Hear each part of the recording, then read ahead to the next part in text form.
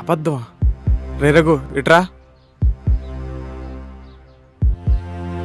రే రఘు, నేను శ్వేతతో ఎన్నేళ్ళ నుంచి మాట్లాడుతున్నాను రా.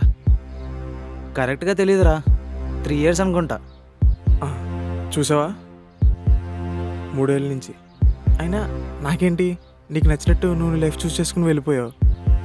మేమేదో బ్యాకప్ మెయింటైన్ చేసాం అంతే. నిజమా అబద్ధము? లైఫ్లో వచ్చే వాళ్ళని హ్యాపీగా చూసుకుంటే చాలరా. పర్లేదు, నీకన్నా బాగానే చూసుకుంటాను. ఇది చెప్దామని నేను కలిశాను, అంతేగాని అందరు లవ్ చేసుకున్న వాళ్ళగా వెళ్ళిపోతాం పదా, పెళ్ళైనా పర్లేదు అనే క్యారెక్టర్ మంది కాదు. అయినా ఎవడో వాడేసిన బట్టలనే నేను ఎందుకు వాడతాను? పృథ్వీ నన్ను టచ్ కూడా చేయలేదురా. సర్లే. Anyways, happy married life to you and your husband. ఎలా తీసుకుంటావని భయపడ్డాను, బట్ తెలియకుండా మంచి పని చేసేసావు.